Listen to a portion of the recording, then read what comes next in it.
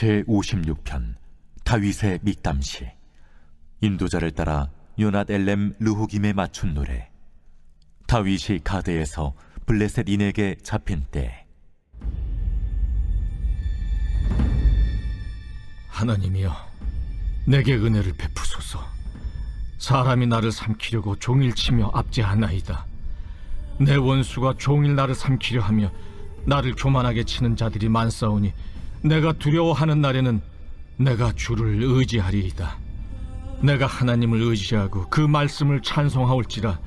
내가 하나님을 의지하였은즉 두려워하지 아니하리니 혈육을 가진 사람이 내게 어찌하리이까. 그들이 종일 내 말을 곡해하며 나를 치는 그들의 모든 생각은 사악이라. 그들이 내 생명을 엿보았던 것과 같이 또 모여 숨어 내 발자취를 지켜보나이다. 그들이 악을 행하고야 안전하오리이까. 하나님이여, 분노하사 뭇 백성을 낮추소서. 나의 유리함을 주께서 계수하셨사오니 나의 눈물을 주의 병에 담으소서. 이것이 주의 책에 기록되지 아니하였나이까. 내가 아뢰는 날에 내 원수들이 물러가리니 이것으로 하나님이 내 편이심을 내가 아나이다. 내가 하나님을 의지하여 그의 말씀을 찬송하며 여호와를 의지하여 그의 말씀을 찬송하리이다. 내가 하나님을 의지하였은즉 두려워하지 아니하리니 사람이 내게 어찌하리이까. 하나님이여, 내가 주께 서원함이 있사온즉 내가 감사제를 주께 드리리니 주께서 내 생명을 사망에서 건지셨습니다. 주께서 나로 하나님 앞 생명의 빛에 다니게 하시려고 실족하지 아니하게 하지 아니하셨나이까. 56편은 사울의 압제를 피해 블레셋으로 내려온 다윗이 오늘 주제에 보시면 블레셋의 도시 가드에서 당한 억울함을 하나님께 호소하는 내용입니다. 첫 부분은 마치 다윗이 하나님께 탄원하는 그런 내용같이 들리죠. 압제자들의 핍박이 얼마나 심하고 괴로운 것이었으면 그로 인해 자신이 흘린 눈물이 얼마나 많았는가를 탄원합니다. 그 후 자신의 주가 되시는 하나님께서 자신을 도우시고 인도해 주실 것을 간구하고 있는 내용입니다. 오늘 내용을 살펴보시면 1절, 2절 계속해서 나를 삼키려고 한다. 여러분, 누가 우리를 삼키려고 하죠? 베드로 후서를 보실 때도 사단이 우리를 삼키려는 사자와 같이 우리를 찾아다니는, 그러니까 사단이 우리 원수들이 우리를 삼키려고 합니다. 어떤 분들은 이런 걸 통해서 이런 내용을 보면 내 원수들, 나쁜 사람들 뭐 이렇게 표현하기도 하지만, 근데 그것을 다른 사람이 악하다, 다른 사람이 나를 피해를 준다라는 생각하기 전에 내가 하나님 앞에서 나는 어떤 모습인가를 생각하는 것이 우선입니다. 감정적으로 화가 나니까 저 사람이 나를 아프게 한다, 힘들게 한다, 어떤 무리가 그렇다, 그리고 혼자 나는 의인이다, 이렇게 잘못하면 그게 교만이 될 수 있거든요. 그래서 나는 의롭고 나는 이런데 저 사람들은 저렇지 못하니까 하나님, 뭐 이런 식으로 이렇게 편을 가르는 그런 일들이 교회에 가끔 있을 수도 있어요. 그러니까 나 자신을 돌아보면 되는데 돌아보지 않고 일어나는 상황에서 상대방이 하는 것만 생각을 한다는 것이죠. 근데 오늘 시편을 보시면 이렇게 탄원으로 올라가면서 다시 자기 자신을 돌아보는 다윗의 모습을 우리가 보기 때문에 말씀을 드리는 겁니다. 지금 생명의 위협을 느끼고 있어요. 두려움이 그를 감싸고 있습니다. 이 견딜 수 없는 두려움 때문에 하나님 앞에 무릎 꿇고 기도한다는 겁니다. 그런데 8절에서 아주 중요한 단어 하나가 나옵니다. 계수하신다. 카운팅을 한다는 겁니다. 여러분, 예수님이 다시 오시는 날 우리가 기다립니다. 그렇죠? 예수님이 다시 재림하는 날을 기다립니다. 그게 우리의 재림의 신앙이에요. 그날도 우리가 기다리지만 하나님께서는 우리가 이 세상에서 얼마만큼 하나님을 위해서 살았는지를 계수하신다는 겁니다.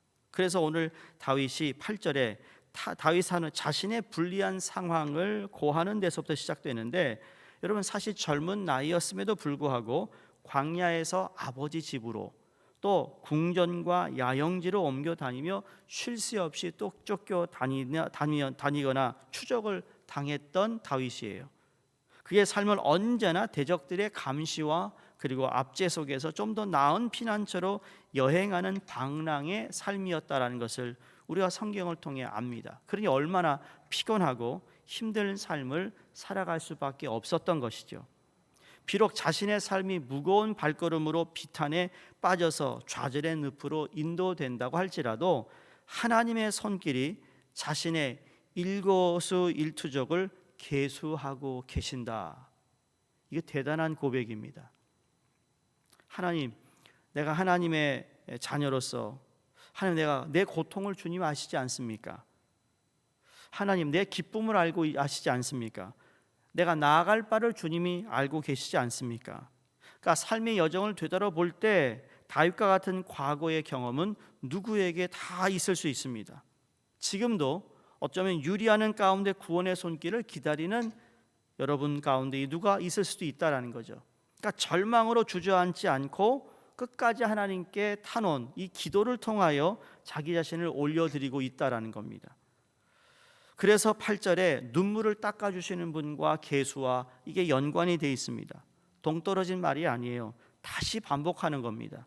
하나님이 다 계수하고 계시고 내 눈물을 다 담으셨다. 그러니까 얼마나 울었으면 말이에요. 여러분이 지금까지 눈물 흘린 눈물을 병에 담는다면 병에 담아질까요? 한번 생각해 보셨어요? 병에 담는다는 것 쉽지 않잖아요. 우리는 살아가는 동안 많이 웁니다. 태어나면서도 울고 자라면서 욕구 충족을 위해 울고 이런 눈물 말고 참으로 진정한 어떤 절규의 눈물이 우리에게 있었느냐라는 겁니다.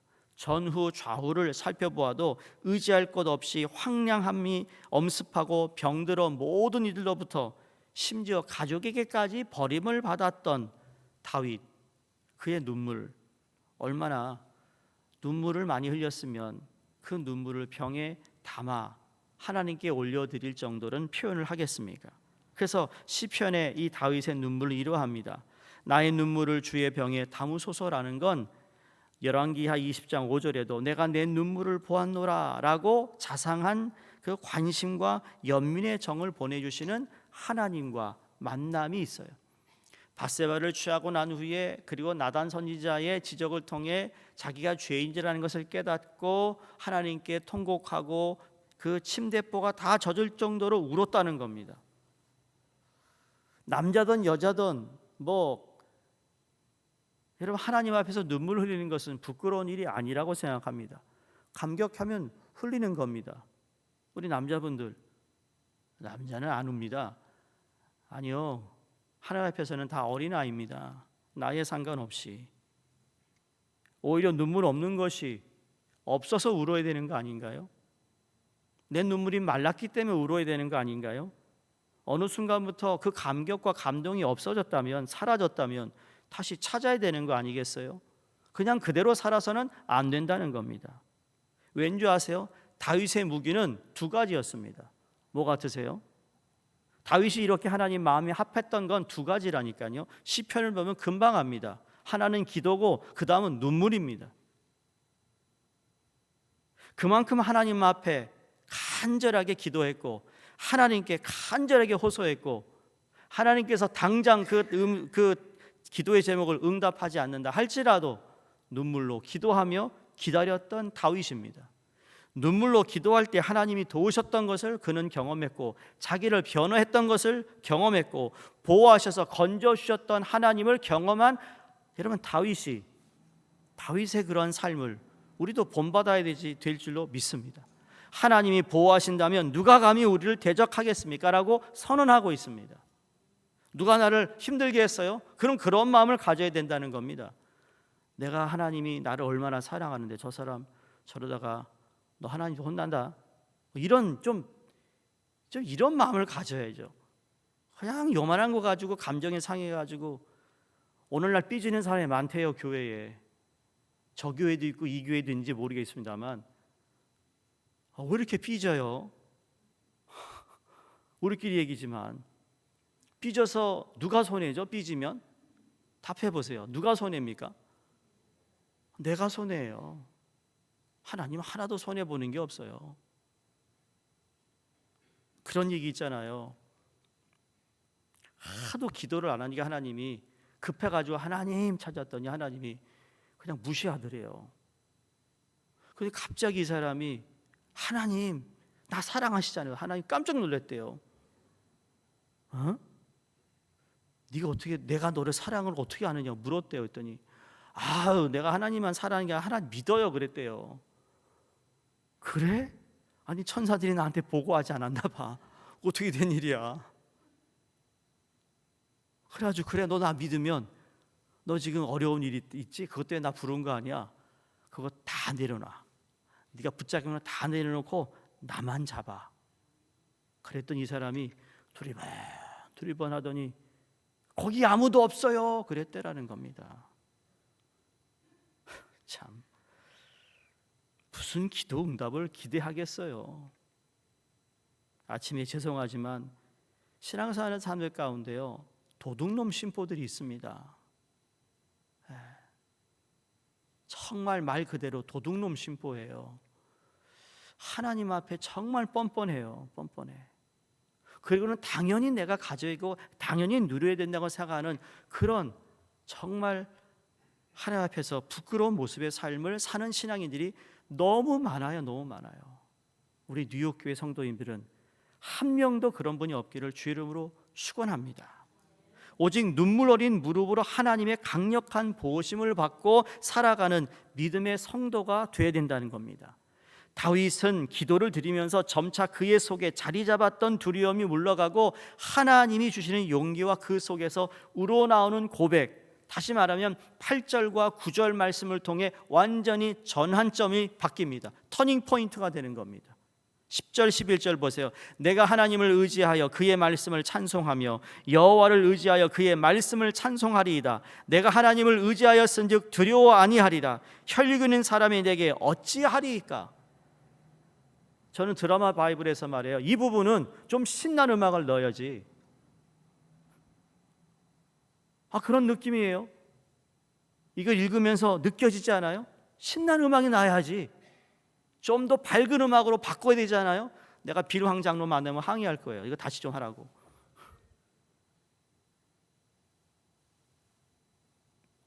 하나님 앞에 탄원하고 호소했지만 내 눈물을 병에 담을 정도로. 그런데 그럼에도 불구하고 항상 시편의 마지막은 무엇으로 바뀐다고 그랬죠? 하나님께 올려드리는 찬양이에요. 자신의 생명을 위협하는 일이나 특정한 사람을 만남을 두려워합니다.